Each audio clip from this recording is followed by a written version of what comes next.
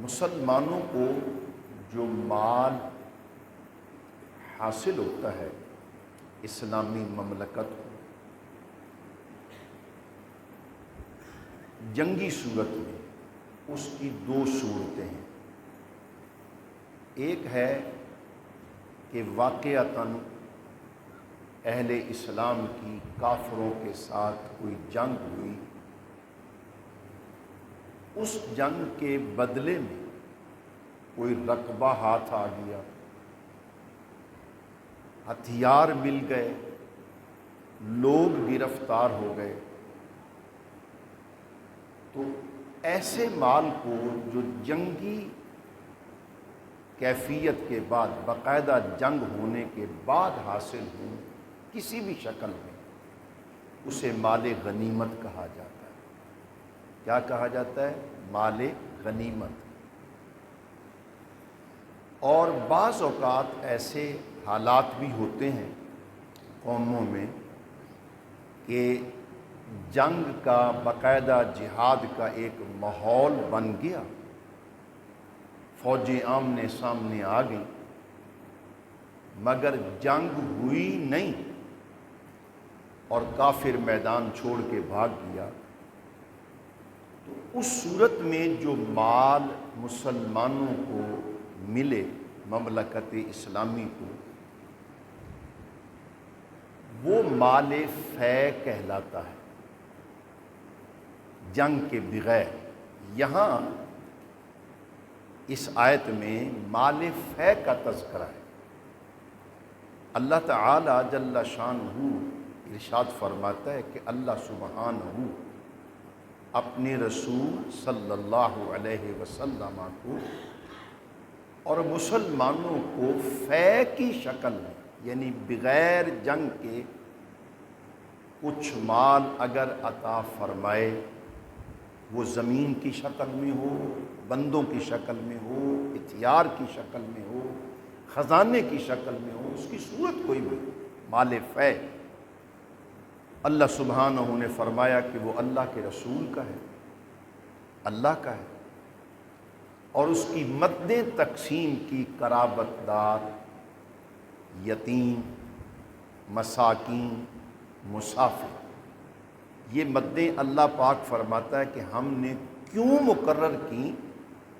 تاکہ ایسا نہ ہو کہ لا یکون دولۃ بین الاغنیاء منکم، کہ صرف اس مال کے اوپر جو اوپر کے لوگ ہیں، کوئی جرنیل ہے، بادشاہ ہے، گورنر ہے وغیرہ، یعنی وہ لوگ قبضہ کر کے بیٹھ جائیں اور وہ مال ان کے اندر ہی محدود رہ جائے، حالانکہ وہ مال تو خزانے کا ہے۔ تو اس لیے اللہ تعالیٰ نے یہ مدیں متعین فرما دی کہ یہ جو مال تمہیں فے یعنی بغیر جنگ و جدل کے حاصل ہوا مسلمانوں، یہ مال فے ہے، اور یہ مال خالصتاً اللہ کا ہے، اللہ کے رسول کا ہے۔ رسول اللہ صلی اللہ علیہ وآلہ وسلم اسے اللہ کے حکم کے مطابق قرابت داروں میں، یتامہ میں، مساکین میں، مسافروں میں، ان مدوں میں خرچ کریں گے۔ مانا کہ معاشرے کے، مملکت کے جو کمزور لوگ ہیں ان کو مال یہ دیا جائے گا۔ ہاں، اس میں سے مجاہدین اسلام کو اللہ کے رسول سمجھیں یا وقت کی حکومت سمجھے تو دیا جا سکتا ہے۔ جو لوگ جہاد میں عملاً شریک تھے، یہ اس آیت کا پس منظر ہے۔ اس آیت کے پہلے حصے کا خلاصہ دو چند لفظوں میں نے آپ سے بیان کیا۔ اس سے آگے قرآن کریم رسول اللہ صلی اللہ علیہ وسلم کی شرعی حیثیت کو بیان فرماتا ہے۔ فرمایا وما آتاکم الرسول فخذوہ، اللہ کا رسول تمہیں جو کچھ عطا فرمائے وہ لے لو، وما نہاکم عنہ فانتہوا، اور جس چیز سے خدا کا نبی تمہیں روک دے اس چیز سے، اس امر سے رک جاؤ۔ واتقوا اللہ، اللہ سے ڈرتے رہو۔ کیوں؟ ان اللہ شدید العقاب، اس لیے کہ اللہ تعالی بہت سخت سزا دینے والا ہے۔ یہ آیت مبارکہ جو یہ حصہ ہے نا، جو میں آج آپ سے تھوڑا سا باتیں اس کے بارے میں عرض کرنا چاہتا ہوں، نبی اکرم صلی اللہ علیہ وسلم، اس آیت سے یہ خلاصتاً یہ بات نکلتی ہے کہ جو شریعت لے کر حضور تشریف لائے، اس شریعت کا من و عن ماننا یہ ہمارے ایمان کا تقاضا ہے، اور اس پر عمل کرنا یہ بھی ہمارے ایمان کا حصہ ہے۔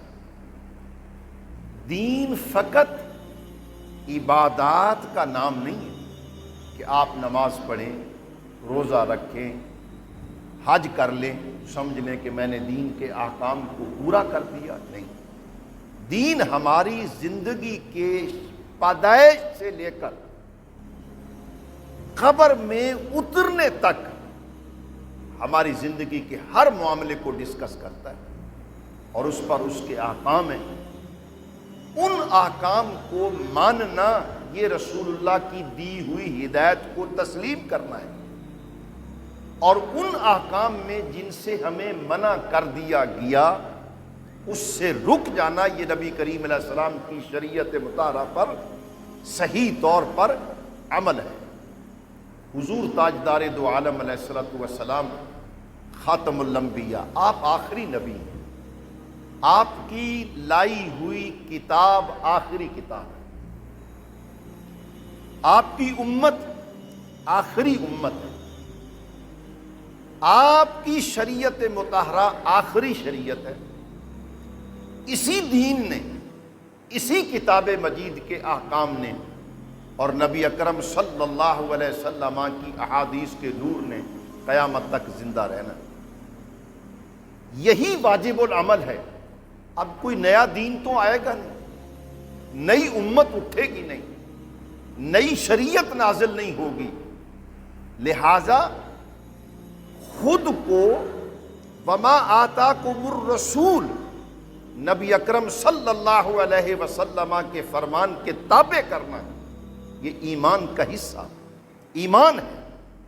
اور جن چیزوں سے اللہ کے رسول صلی اللہ علیہ وسلم نے روکا، ان سے رک جانا یہ دین ہے، اور اس میں من مرضی سے اپنی تعویلیں خود گھڑ کے اس میں کوئی پیدا کرنے، رکھنے، راستے نکالنے، اس چیز کی شریعت اجازت نہیں دیتی۔ اسی آیت سے ہمارے علماء نے یہ معنی بھی سمجھا، تفسیر کے ماہرین علماء، امت کے جید علماء نے، صحابہ نے، کہ جیسے نبی کریم علیہ الصلوۃ والسلام نے ہمیں قرآن دیا، قرآن امت کے لیے واجب العمل ہے، بالکل اسی طرح نبی کریم علیہ الصلوۃ والسلام سے حدیث کی روشنی میں، سنت کی روشنی میں جو ذخیرہ ہدایت کا امت تک پہنچا ہے، اس کا بھی تسلیم کرنا، اس کو بھی ماننا،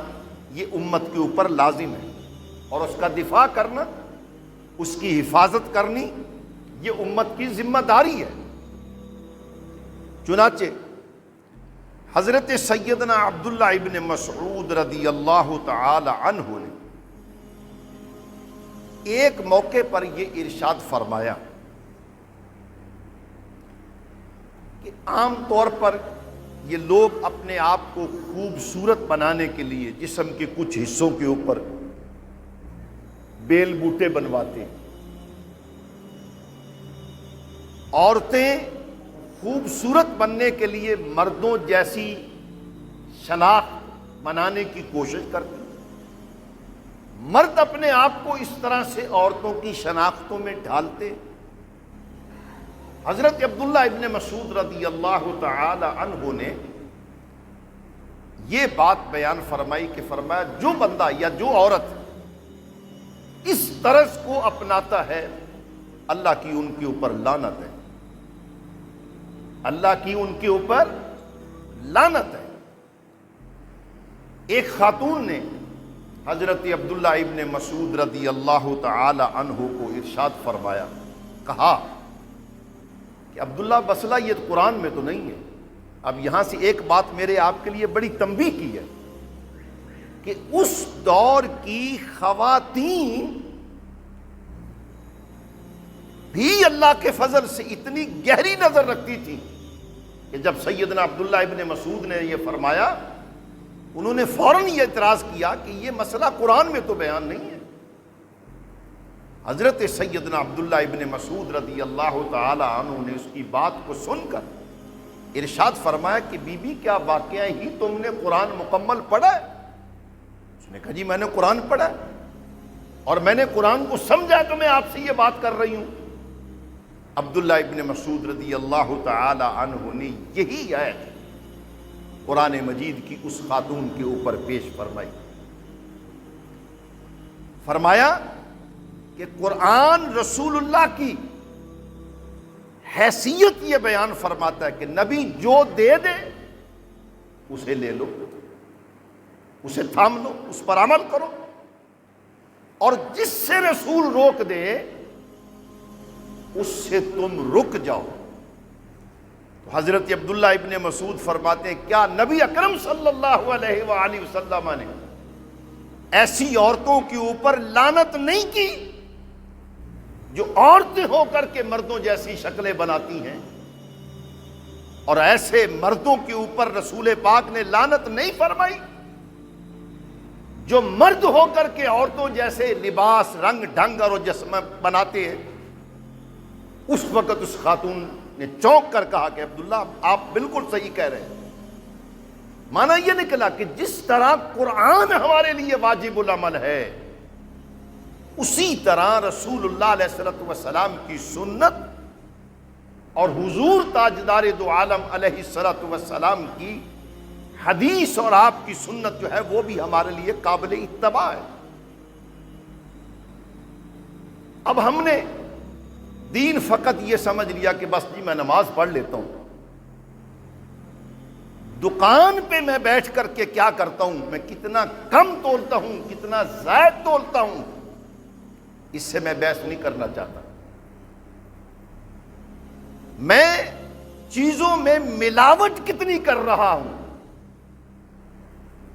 اور ملاوٹ کر کے میں لوگوں کے زہر سے سینوں میں، گلوں میں زہر اتار رہا ہوں، اس سے میں بحث نہیں کرنا چاہتا کیونکہ یہ میرا کاروبار ہے۔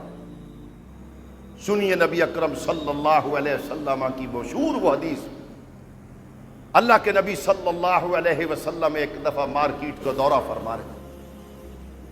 ایک گندم بیچنے والے کو مدینہ طیبہ کے بازار میں نبی کریم علیہ الصلوۃ والسلام نے دیکھا کہ ڈھیر لگا کر کے بیٹھا ہے بندہ، گندم بیچ رہا ہے، آواز دے رہا ہے اچھی گندم ہے لے لو۔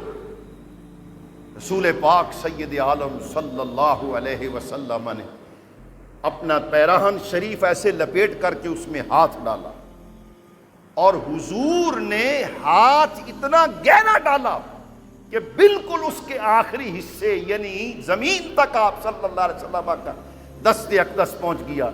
حضور نے محسوس فرمایا کہ نیچے گندم کے دانے جو ہیں وہ گیلے ہیں اور اوپر گندم کے دانے جو ہے وہ خشک پڑے ہیں۔ فرمایا یہ کیا ہے؟ حضور نیچے گیلے ہیں، وزن بڑھ جاتا ہے۔ اللہ کے نبی صلی اللہ علیہ وسلم نے فرمایا من غشانا فلیس منا۔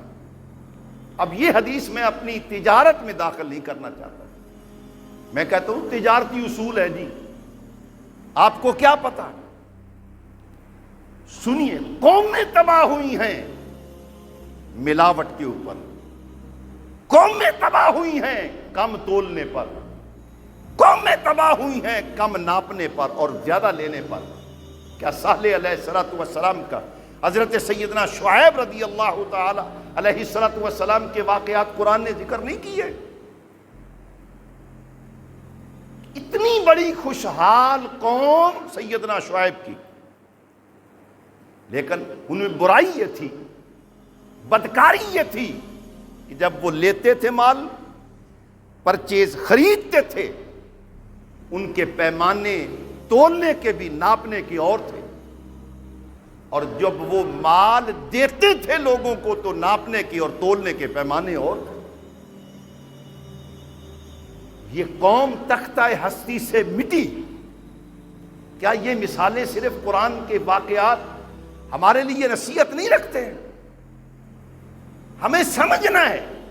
لیکن میں آج کا مسلمان، میں کہتا ہوں میں دکان پہ بیٹھا ہوا نہیں، بس اس وقت مجھے اسلام کی ضرورت نہیں ہے۔ میں مارکیٹ میں بیٹھا ہوا میں اسلام کی ضرورت محسوس نہیں کرتا۔ اس وقت میں کم تو لوں، میں زیادہ لوں، میں کسی کے ساتھ دھوکہ کروں، دھوکے سے کپڑا بیچ دوں، وہ سمجھتا ہوں کہ میرا یہ فن ہے، یہ میری عقل مندی ہے کہ میں دوسرے کو پاگل بنا سکتا ہوں۔ وہاں مجھے اسلام یاد آتا ہے مجھے جب کبھی میں بھولے سے مسجد میں آ گیا تو جی میں نے رکوع کیسے کرنا ہے، میں نے قیام میں ہاتھ یہاں باندھنے یا یہاں باندھنے،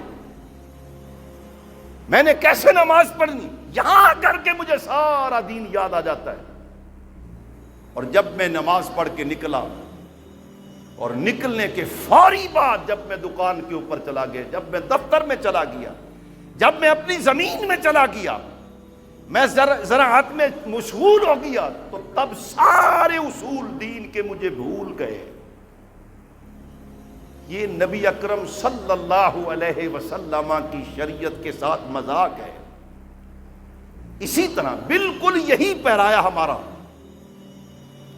یہی انداز زندگی ہمارا۔ ہم کہتے ہیں جی دین مسجد میں ہو، یہاں بیٹھ کے ذکر فکر کرتے رہو، سر مارتے رہو، اللہ کرتے رہو، تمہیں کوئی نہیں روکے گا۔ لیکن تم اٹھ کر کے کسی کو سیاسی طور پر کسی کے امور کو سمجھانا چاہو کہ تم یہ غلط کر رہے ہو، تمہارا فیصلہ غلط ہے، تمہارا یہ قانون اور بتاتا ہے، تم فیصلہ اور کر رہے ہو، وہ کہتے تمہیں دخل دینے کی ضرورت کیا، جاؤ تم نماز پڑھاؤ، اذان کو۔ وہ ملا کو دھکیلتا ہے اور مسجد میں کہ جاؤ یہ تمہارا کام ہے۔ عدلیہ کے نظام میں دخل دینا، سیاسی امور میں تمہیں آ کر کے بات کرنا، یہ تمہارا کام ہی نہیں ہے، یہ تو دین نہیں ہے۔ ہم اس لیے دکھ کے ساتھ یہ بات کہنے پہ مجبور ہیں کہ آج دنیا میں کم و بیش میری اطلاع غلط ہو سکتی ہے، میرا مطالعے میں کوئی کمی آ سکتی۔ 52 ممالک دنیا کے تختے پر مسلمانوں کے ہیں۔ ہم یہ کہہ سکتے ہیں کہ مسلمانوں کی حکومت تو ان 52 ممالک میں ہے، وہ حکومت کرنے والے کلمہ گو ہیں، مسلمان ہیں، مگر حکومتوں کا نظام اسلامی نہیں ہے۔ اب سب سے بڑا ملک سعودیہ کا ہے، چلے جائیں وہاں پہ، یہ عرب ممالک، گلف کے جتنے بھی ممالک ہیں، بے شمار جگہ آپ ان کے آئین قانون کو جب پڑھیں گے تو آپ کو دھچکے لگیں گے کہ کیا یہ مسلمانوں کی حکومتیں ہیں؟ مسلمان ہونا اور بات ہے، اسلامی نظام کو قائم کرنا یہ اور بات ہے۔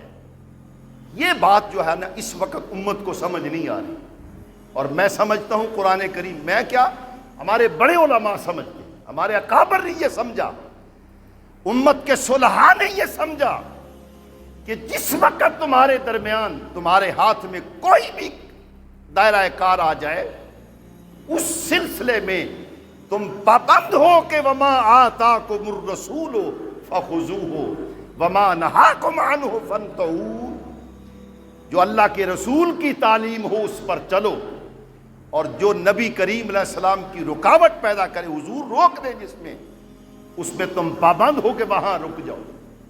کیا سیدنا ابو بکر صدیق رضی اللہ تعالی عنہ کا خطبہ خلافت کا یہ فقرہ دین کا حصہ نہیں ہے کہ ابو بکر جیسی شخصیت جس کے اوپر سب سے زیادہ اعتماد رسول پاک صلی اللہ علیہ وآلہ وسلم کو تھا، ابو بکر فرماتے کہ لوگوں صحابہ، میں جب تک تمہیں اللہ اور اس کے رسول کے حکم کے مطابق حکم دیتا رہوں، تمہیں پر ماننا میرے حکم کو واجب ہے، اور جب تک جس وقت میں تمہیں اللہ کے اور اللہ کے رسول کے حکم کے خلاف کوئی بات کہوں تو تم پر لازم ہے کہ مجھے سیدھی راہ کے اوپر ڈال دو، سیدھی راہ کے اوپر ڈال دو۔ آج کا کوئی حاکم یہ کہتا ہے؟ وہ کہتا ہے جو میرے منہ سے نکل گیا وہی آئین ہے۔ آج کا کوئی جج یہ کہتا ہے بس جی میری قلم سے جو ہو گیا وہ آئین ہے؟ ایسا نہیں ہے۔ ہم بحیثیت مسلمان پابند ہیں نبی اکرم صلی اللہ علیہ وسلم کے دین کے، حضور کی شریعت کے۔ آج ضرورت ہے کہ اپنے ایوان بالا سے لے کر محلے کی ایک عام سی کریانے کی دکان تک مجھے دین نظر آنا چاہیے، لیکن ہماری دکانوں پہ دین نہیں ہے، مانو ہمارے بازاروں میں دین نہیں ہے۔ دین ایک پورا نظام ہے زندگی کا، وہ بس میں نے سمجھا کہ بس ذکر فکر قرآن کی 4 لفظ تلاوت کر لی، کوئی 2 آیتیں پڑھ دی، مر گیا کوئی تو اس کے اوپر پڑھ کے بس دعا کر دی، یہ میں نے دین سمجھ لیا۔ دین نظام زندگی ہے، اور اس نظام زندگی کو اللہ کے رسول کے حکم کے مطابق قرآن کے نیچے کرنا، رسول اللہ علیہ السلام کی سنت کے نیچے کرنا، یہ ہماری ذمہ داری ہے من حیث الامت۔ اس سے ہم بری الذمہ نہیں ہو رہے۔ میں آپ کی خدمت میں اس موقع پر 2 رسول پاک صلی اللہ علیہ وسلم کے ارشادات پیش کرنا چاہتا ہوں، اور بڑی ذمہ داری سے یہ میں بات عرض کر رہا ہوں آپ کی خدمت میں۔ حضور سید عالم علیہ الصلوۃ والسلام کی حدیث پاک ہے، نبی اکرم صلی اللہ علیہ وسلم نے فرمایا، شیطان جو ہے نا، شیطان، الفاظ حضور کے میرے سامنے جو محدثین نے متعین فرمائے، اللہ ان کی قبروں پہ اپنی رحمتوں کا نزول فرمائے۔ حضور فرماتے ہیں ان الشیطان ذئب، اے لفظ یاد رکھے ہے، ادھر ترجمہ پوچھو، ڈکشنری دیکھو، ایک پیڑیا ہے شیطان، پیڑیا، بگیاڑ ہے شیطان۔ جس طرح بگیاڑ بھیڑیے بکریوں بھیڑوں کے ریوڑ میں جا کر کے بربادیاں کرتے ہیں، شیطان معاشرے میں انسانوں میں ایسے ہی بربادیاں پیدا کرتا ہے۔ یہ نبی اکرم صلی اللہ علیہ وسلم تمہیں آگاہ کر رہے ہیں۔ کیا یہ حدیثیں کسی اور امت کے لیے؟ نہیں جی، تسی نماز دا مسئلہ دسو، بس گلے گونجتے ہیں ہمارے لوگ، نماز کا مسئلہ کرو جی، کوئی قرآن کا بات کرو۔ یہ قرآن نہیں ہے، یہ رسول اللہ کی حدیث نہیں ہے۔ اگر ان کی ضرورت نہ ہوتی تو امت کے محدثین نے کبھی درج نہ کرتے، ان کی ضرورت ہے۔ میرے آقا علیہ الصلوۃ والسلام نے فرمایا ان الشیطان ذئب الانسان، انسانیت کا دشمن سب سے بڑا شیطان ہے، اور اس کے وار کیسے ہیں؟ جیسے بھیڑیے بکریوں کے اوپر جھپٹتے ہیں، جیسے بھیڑیے ہرنوں کے اوپر جھپٹتے ہیں، ایسے ہی انسانیت کے اوپر شیطان جھپٹتا ہے، بربادیاں کرتا ہے۔ سرکار دو عالم علیہ الصلوۃ والسلام نے فرمایا، لوگوں میں چلا جاؤں گا، میں اس دنیا سے چلا جاؤں گا، میرا ظاہری وجود تم میں نہیں رہے گا، مگر میری ہدایت کا نور تم میں موجود رہے گا، قرآن تم میں باقی رہے گا۔ فرمایا ایاکم والشعاب، آپس میں بٹنے سے، تفرقوں سے، آپس میں تقسیم ہونے سے بچ جانا۔ کہیں کوئی ایسا موقع آ جائے کہ لوگ تقسیم ہو رہے ہیں، بٹ رہے ہیں، فرمایا علیکم بالجماع والعامہ، جماعت کا دامن تھام لینا، اللہ تمہیں نجات عطا فرما دے گا۔ اس کی کئی ایک تفسیریں نبی کریم علیہ السلام نے فرمایا، حضور نے فرمایا میری سنت کو تھام لینا، میرے خلفاء کی سنت کو تھام لینا، نجات پا جاؤ گے۔ اختلاف امت کے وقت آج یہ مذہبی تفرقہ بازی، اس کے اوپر آپ بڑے نعرے مارتے ہو، جی بھابی ہو گئے نے، سنی ہو گئے نے، شیعہ ہو گئے نے، دیوبندی ہو گئے نے، فلانے ہو. کیا آپ نے سیاسی طور پر ملک کے بکھرے نہیں کر دیے؟ آپ نے سیاسی طور پر کر کے 10 افراد ہیں تو 10 جماعتیں نہیں بنا دی آپ نے؟ کیا یہ آئین ہے؟ کیا یہ دین ہے؟ ایسے میں کیا کریں ہم؟ لوٹیں پلٹیں قرآن کی طرف، آئیے قرآن کی طرف. نجات کا راستہ اس اختلاف امت کے وقت میں فقط ایک ہے، وہ اللہ کا قرآن ہے، رسول اللہ صلی اللہ علیہ وسلم کی حدیث ہے، حضور نبی اقدس صلی اللہ علیہ وسلم کی سنت ہے. حضور فرماتے ہیں کہ جو جماعت سے الگ ہوگا اس کو بھیڑیے جھپٹیں گے. اور میں یہ پورے وثوق سے بات آپ کی خدمت میں عرض کر رہا ہوں کہ یہ جو اہل سنہ والجماع کا یہ مقدس لفظ ہے، یہ نبی کریم علیہ السلام کی حدیث سے ثابت ہے. اور یہ دور اول میں تابعین کے زمانے میں سیدنا امام حسن بصری رضی اللہ تعالی عنہ حضرت علی کے شاگرد ہیں، صحابہ کے شاگرد ہیں. ان پاک بزرگوں کے دور میں یہ اصطلاح امت نے اپنا لی تھی اہل سنت و جماعت کی. اس لیے ہم الحمدللہ کوشش کرتے ہیں کہ اپنے آپ کو ان کے ساتھ رکھیں، ان کے مزاج کے ہم نوا بنائیں. ورنہ کوئی آدمی جماعت کو چھوڑ کر کے نکلے گا تباہ و برباد ہوگا، کیونکہ آپ کے سیاسی مزاج بڑے نازک ہیں. میں بات نہیں کرنا چاہتا لیکن اس کو چھوڑا بھی نہیں جا سکتا. آج جس کرب سے، جس اذیت سے میرا ملک گزر رہا ہے، کیا یہ اذیت کوئی میرے لیے کم ہے؟ مجھ سے سبزی نہیں خریدی جا رہی، میں علاج کے لیے اپنے پیسوں کو ترستا ہوں. ہارٹ کا پیشنٹ اپنی ساری جمع پونجی کا اکٹھی کر کے ڈاکٹر کو دیتا ہے. پتہ یہ چلتا ہے کہ وہ 1.5 لاکھ کا ٹیکہ، 2 لاکھ کا ٹیکہ وہ تو 50 روپے میں بنتا ہے. کیا یہ اس ملک میں نہیں ہو رہا؟ اسے کس نے روکنا ہے؟ کہ ملا روکے گا؟ مسجد کا خطیب روکے گا؟ امام روکے گا؟ یہ ذمہ داری ہے ان لوگوں کی جنہوں نے اسلام کے نام پر اس ملک کے اوپر قبضہ کر رکھا ہے، وہ کوئی بھی ہو. ورنہ تہاڈی سیاسی وفاداریاں 2 دنوں چ نظر آ گئی ہیں. سنو میرے بھائیوں، اللہ کا واسطہ غصہ مت کیا کرو، بات سننے کا حوصلہ پیدا کرو. ہم کہاں جا کے روئیں؟ مجھ سے تو میں عرض کر رہا ہوں کہ آج سبزی خریدنا میرے لیے مشکل ہے. وہ کہتا ہے جی اگلے پھٹے پہ چلے جاؤ، اس سے جاتا ہوں اس کے پاس، اس سے وہ بڑا چھرا ہے. اس دکان کا ریٹ کچھ اور ہے، دوسری دکان کا ریٹ کچھ اور ہے. یہ رونا کس کے ساتھ روئیں؟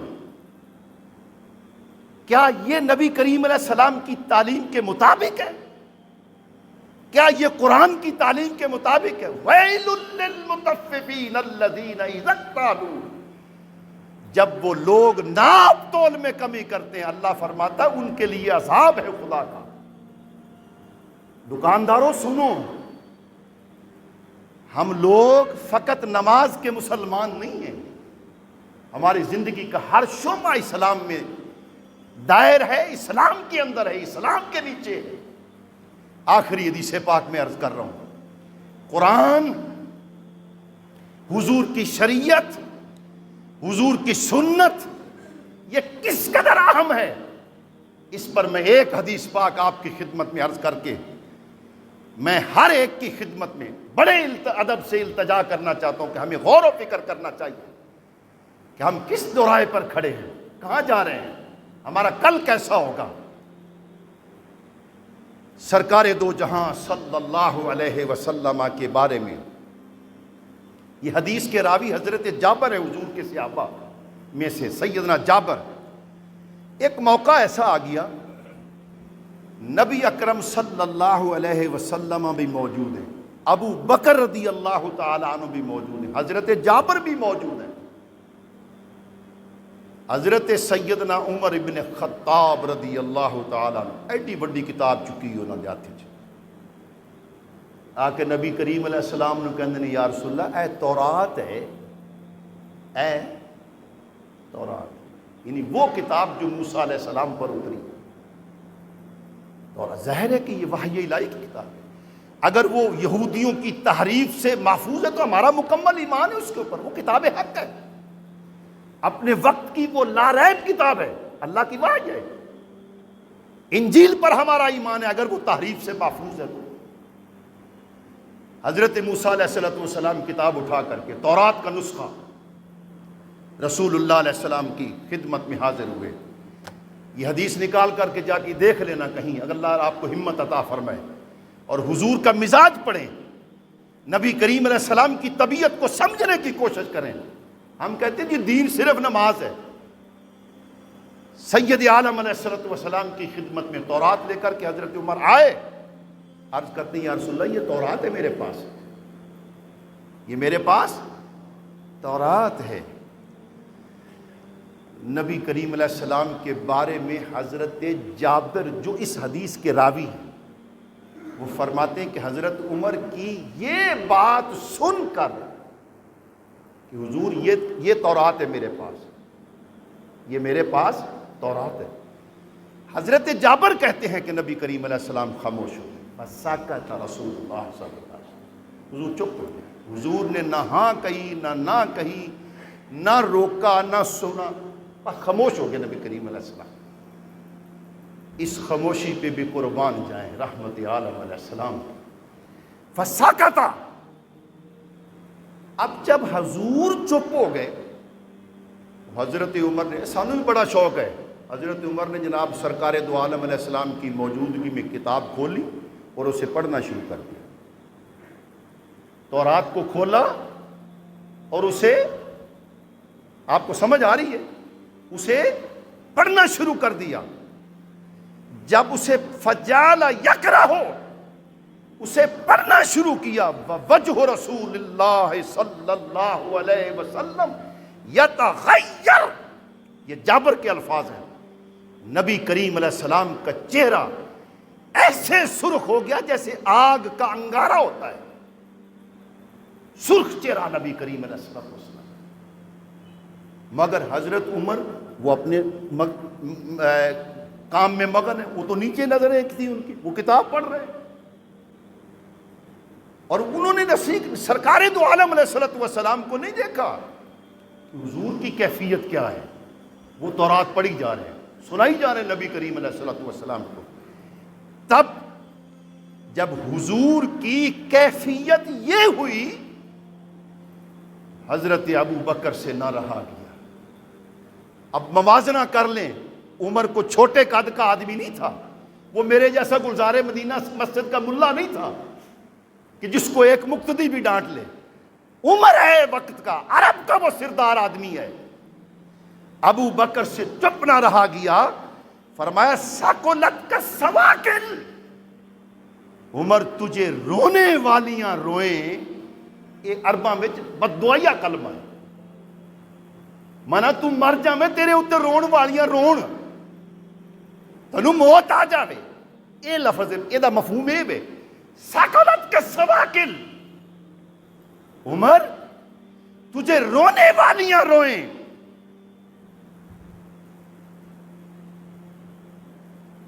ما ترى اللہ ما ترى ما بوجہ رسول اللہ، نظر اٹھا حضور کے چہرے کو تو دیکھ،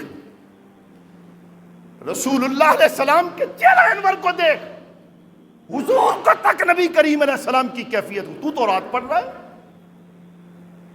ساکولت کا سواکل، عمر تجھے رونے والیاں روئیں، حضور کو نہیں دیکھ رہا، سرکار کی چہرہ انور کو نہیں دیکھ رہا۔ اللہ اکبر۔ اب اگر کوئی مسجد گلزار مدینہ کا مقتدی ہوتا نا جی، یا میرے جیسا ملا ہوتا نا، دلیل ڈھونڈنے ایسے ہی بحث برائے بحث. وہ جی نہیں یہ مطلب ہے بھی تو ہو سکتا ہے نا یہ وہ نہیں جی تمہیں سمجھ نہیں آئی. سنو سنو عمر حضرت ابو بکر نے جب فرمایا حضور کے چہرے کو دیکھو فنظر عمر الی وجہ رسول اللہ.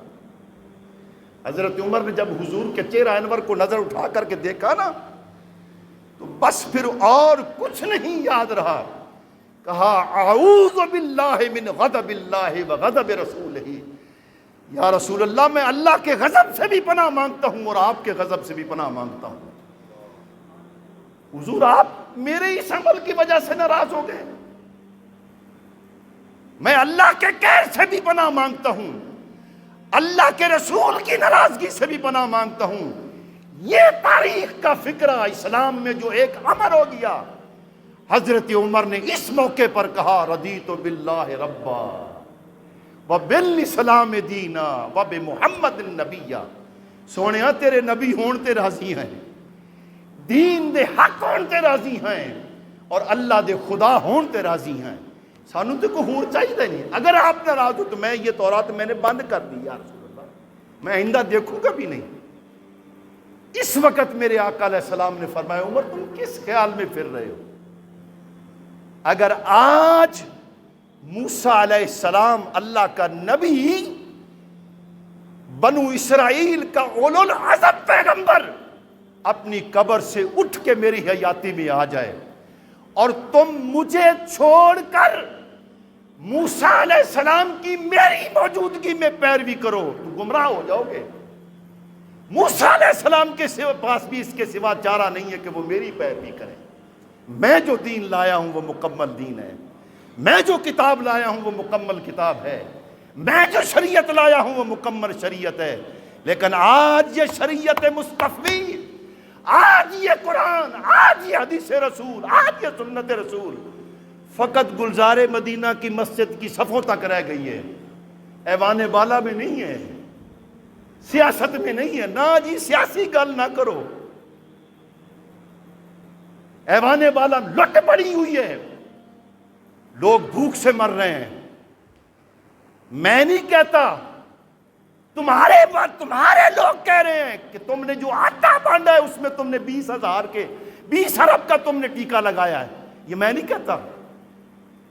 کس سے جواب مانگے؟ بس ایک ہی ہے آسان طریقہ, اس ملا نو کڈو, کٹ دو بھی ٹھیک ہے اسی حاضر ہوں. لیکن دین کی بات سننی پڑے گی. میں نہیں ہوگا کوئی اور ہوگا. جو دین کی بات ہے وہ ہمیں سننی پڑے گی. ملک سے وفاداری کا تقاضا ہے کہ میں اپنے ملک کے دشمنوں کو پہچانوں, میں محب وطن کو پہچانوں, میں اپنے بچوں کا مستقبل دیکھوں. کیا ہو رہا ہے عدل کے نام پر, کیا ہو رہا ہے سیاست کے نام پر, کیا ہو رہا ہے تجارت کے نام پر. نہیں جی بس تسی نمازاں پڑھاؤ, تانوں نماز تسی روکنے نہیں روکنے, بس سانو نمازاں تے رکھیا تسی جو مرضی لٹ پائی جاؤ. وآخر دعوانا ان الحمد للہ رب العالمین.